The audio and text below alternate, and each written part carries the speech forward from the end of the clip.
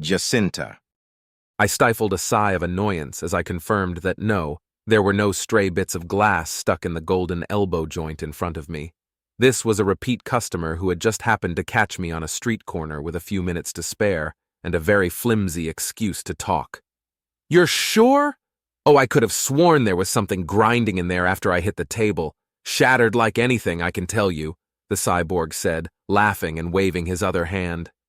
He'd come into office hours before with a variety of exotic mods that needed attention, but today he looked mostly human, aside from the metal skin with intentional seams. His eyes were clearly able to see more than the usual human range.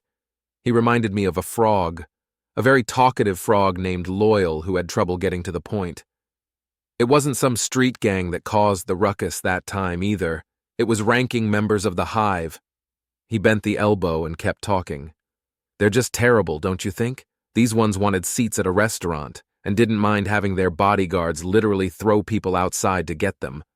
I was lucky to hit the cafe table and not a car." I put my tools away, balancing my pack on a handy trash can. "Yep, they're a menace, all right." "So glad you agree. You know, they stole something from me, and the police have been no help in retrieving it." "That's a pity." I was sympathetic but not surprised. I understand a fair few cops are on their payroll. Khan had always had grievances about that from his work as one of the honest ones, and it sounded like a losing battle. Probably made the recent feuding awkward too. Yes, Loyal said, waving a hand like warding off a fly. "I've tried finding trustworthy individuals to help me get it back, but the police are either corrupt or too afraid of their co-workers to dare cross the hive openly. That's why the station is closed until the seers arrive to weed them out. Someone actually got a call through or made a report or whatever it is they do, and most likely that person has already been killed for it. And that's lovely for the station's integrity, but a problem for me." I closed up my pack and politely waited for him to reach whatever he was leading up to. Cars honked behind me, and the trash smelled like stale pizza. "I need my stolen item back now. I can't wait for every thinking being on this station to have their thoughts sifted."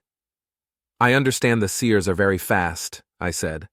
While I'd never been on the receiving end of their invasive telepathy, and I knew how unpleasant their tentacular mind meld was rumored to be, personally, I couldn't wait for the seers to arrive. Getting that crime ring uprooted was going to do wonders for my stress levels. "Not fast enough," Loyal insisted. "Honestly, I would pay impressive money for someone to help me get it back before they arrive. Very impressive. All it would take is some skill with electronics." He gave me a significant look. "Like a tool set and skill set that could cut through a security system?" I shook my head, not hiding the sigh this time. "No thanks." "But you would be so good at it," he wheedled. "Surely it wouldn't take you much time. I can show you the back door to their enclave and everything. I'll pay you enough to set up your own independent business, working with anyone you please." I refused again, looking out across the light traffic in hopes of spotting my ride. Of course I wasn't going to break into the hive's central property, not for any amount of money. This shouldn't have been a surprising answer. But he kept at it, stressing what a good deed I would be doing, how pleased the seers would be with me after the fact, and how much money he had. I doubted all of that, especially since he wouldn't even tell me what the item was. "It's important," he said, "precious to me. Something that should never have fallen into the possession of any kind of criminal network, especially one as powerful as this one, and unethical. Did you know the hive is on record for threatening to hit a volcano with orbital bombardment in order to bully a colony into giving them natural resources?" "Yeah, they're pretty bad," I admitted. "But I'm afraid you'll have to wait for the seers to sort things out." Ah, there was my ride. I shouldered my pack. "Sorry I couldn't help. Good luck." Vitter's taxi pulled up right on time, glittering in the lights, and I got into the front passenger seat with all haste. Loyal waved after me in an attempt at being upbeat. "All right, but if you change your mind, you can find me at the spaceport, berth number 354. Hope to see you." I waved back and said nothing. Vitter likewise held his silence until he'd sped us off into traffic. Then he had questions. "Did Shinyface want you to doing illegal mods?" he asked. "Lockpick attachment for hiding in closet from the seers finding secrety secrets?" I arranged my pack in the footwell, grateful as always that it was a multi-species model car. No, he just wanted me to break into the hive's home base for him. Vitter burst out laughing. What? Shiny Face is soft in the head. Very possibly, I said. I never did find out how much of him is metal and how much is meat. With a sigh, I leaned back against the cushy headrest. Vitter's seat was entirely different from mine, adjusted to fit his bug-like shape, though with a similar headrest. That was important in case someone else on the road crashed into him. Vitter would never cause a crash himself, oh no, and he would be the first to tell you so. Soft minds ask Vitter stupid things as well, he said. Find places to hide selves, hide shady dealings, not enough brains to think it through. If Vitter shows them hiding spot, then Vitter will know, defeats entire purpose. He shook his head. Numbskulls. The stress is making everyone lose it, I said, thinking over the chaos of the last few days. Citizens panicking over minor crimes, big-time criminals trying to break into places either to escape or to hide, and just idiots making life hard for the rest of us. Vitter detoured to pick up a fare, a non-cybernetic human waving him down from the side of the road. I didn't mind the delay.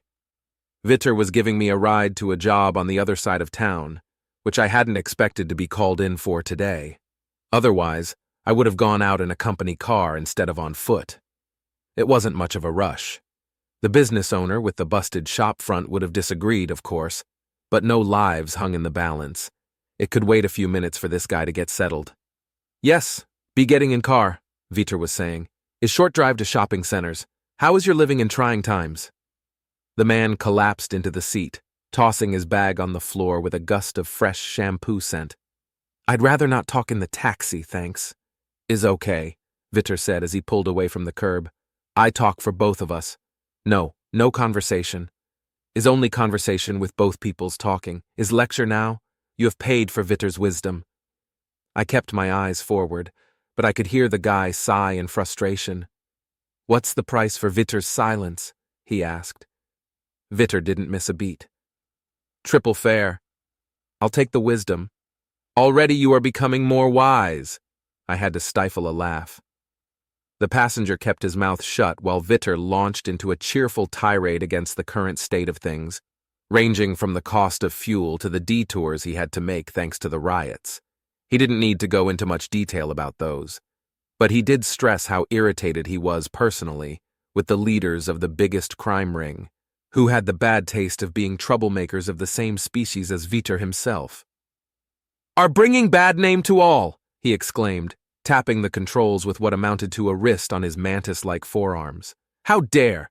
Was bad enough doing crime quietly, but now is bringing down high muckety-mucks to bother whole space station, and we hard-working types have to suffer for it. He paused to make eye contact in the rearview mirror, making sure the man was paying attention. You have likely never given ride to self-important tourists prevented from returning home on time, or business people's cranky about missing appointments. Station lockdown is hard on all, but taxi drivers deal with every rudeness, is unfair. The man murmured non-committally. Vitter was undaunted, continuing on to offer his opinion about many things. When we reached the fellow's destination, he paid Vitter, gave him a terse thanks, then hurried on his way. Happy time to you, Vitter called after him, getting no response. I sat in quiet amusement while Vitter flicked his antennae in the equivalent of a shrug before pulling out into traffic again. My own destination wasn't much farther. I'd been tasked with repairing some of the damage I'd seen inflicted during the food court kerfuffle the other day. I would have thought that the shop owner would have gotten someone to work on it immediately, but I had the impression that there was some kind of holdup with the insurance. Here is familiar friendly food place, Vitter announced, with familiar mess made by inconsiderate larvae. Good luck with the fixing. He pulled up at the curb. Thanks, I said, picking up my pack. We should really plan another get-together, one without inconsiderate larvae. Yes, Vitter declared, giving the controls a decisive whack. Lightball game, or dinner chat at very least. I got out. Maybe we can go to that place with the holographic things built into the dinner tables. No one will beating Vitter at the table games. I'll check with the others. Thanks for the ride. I closed the door and waved him on his way, back into traffic at a speed that he would insist was entirely reasonable. I turned to take stock of the damage. It was extensive. I definitely don't have enough supplies for this, I thought. Even with the van, I would have had to make multiple trips. That part's not standard, and that looks custom. Ah well, let's see if I can at least get their lights back on. Someone shouted behind me in the food court, and I flinched. But it wasn't a gun-wielding menace, just an everyday jackass. I took a deep breath. The Sears really couldn't come soon enough. Robin. When the escape pod shot away from the ship without exploding, my first thought was, hooray, I'm not dead. My second thought, which occurred to me as I sat up, was, where the hell is this pod going? A look out the back window showed the crud cloud far in the distance. I couldn't tell what had become of the damaged ship or the other pods. Well, actually, if I looked far enough to the side, I was pretty sure I could make out a couple headed the same way as me, just not terribly close. I hoped that Zephyr and Dragon were in one of them. They had to be, right? We'd taken pods right next to each other. On the wall opposite the door, I found a view screen that looked like it might be useful. Further inspection showed it to be frustratingly alien, with controls that made no sense and charts that were next to useless. I couldn't tell if any of it was a way to steer the pod. For all I could tell, it was instructions to an in-flight meal cooker. Doing my best to guess at the alien system of intuitiveness, I pressed buttons that I thought I understood. I was wrong and only got more charts. I tried again and finally got a view of the sky. Or more accurately, of the planet that I was about to crash land on. It filled most of the screen. Panicking, I tried again to find a way to steer the dang thing or contact the planetary defense. But no luck. I blasted forward at an alarming speed, and soon I could see flames of re-entry lighting up the outside. This was a very anxious few seconds. I had to watch the outer layers appear to burn up, trying to decide whether it would be better to lay flat on the floor or wedge myself between the bug alien bench seats and the wall. It was only when I realized that the pod was slowing did I calm down a little. I hid behind the bench anyway, but my odds of surviving didn't feel quite as dismal. It was a good thing I did that since the landing was no cakewalk. The pod rolled on impact, which it definitely wasn't supposed to do, and might have been due to my button pushing. I managed to stay in place for a few revolutions, but eventually was flung out into the room to bounce around painfully while the pod rolled to a stop. Good thing that floor was soft. The walls weren't. I swore my sweariest swears and took stock of my injuries. Many bruises, but nothing seemed broken. Hallelujah. I got to my feet with a wince, careful of sore neck muscles and something wrenched in my back, not to mention the new angle of the floor. I had to step on the control panel to reach the exit. Granted, this is better than getting stuck with the door against the ground, I thought as I clambered upwards, and it doesn't look like I'm underwater. So far, so good. The viewport on the door showed only gray clouded sky. Hoping that the locks unlatched automatically, I prodded the weird-looking thing that passed for a handle. It took a couple of tries to figure out which way to turn it, but I finally managed to pop the door open. It swung back silently, which was almost anticlimactic. I would have preferred a dramatic hiss. At least a creak of hinges, I thought. Oh well, time for my grand entrance. Here's hoping I didn't land on anything important. I peered over the edge, ready to duck back down. But there was no angry crowd of locals, hungry pack of beasties, or other obvious threat on the ground outside, so I climbed up for a better view. Rolling hills of farmland greeted me, smelling of churned-up dirt and lit dimly by that gray morning sky. It was morning, right? I hoped I was still on the same side of the planet. Rows of mysterious wicker structures loomed nearby, with a few trees and whatnot scattered in the background. This was a scenic place with no close-packed houses to be destroyed by the impact, but with civilization near enough that I wouldn't starve trying to walk there. The auto-navigation had chosen well. Now, as long as I haven't destroyed some really valuable crops, I thought as I turned to look behind me. A long furrow of flattened plant life lay where the pod had bounced and rolled. I winced, but reflected that at least it hadn't hit one of those wicker things. Turning back, I threw a leg over the side and began the climb down. A dust plume in the distance caught my eye. Here's hoping that isn't super angry farmers, I thought. It appeared to be a vehicle speeding in my direction, though it was still a ways out. I slid down the side of the pod and fell in a heap when my abused joints protested the landing. Grateful for the time before the car arrived, I got to my feet and tried to make myself presentable.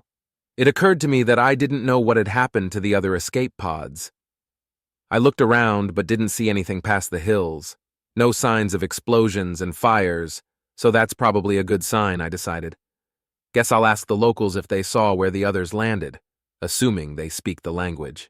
I don't know what continent I'm on. This might be super awkward. I hope Zephyr and Dragon are doing okay. At least one of them should be somewhere they recognize.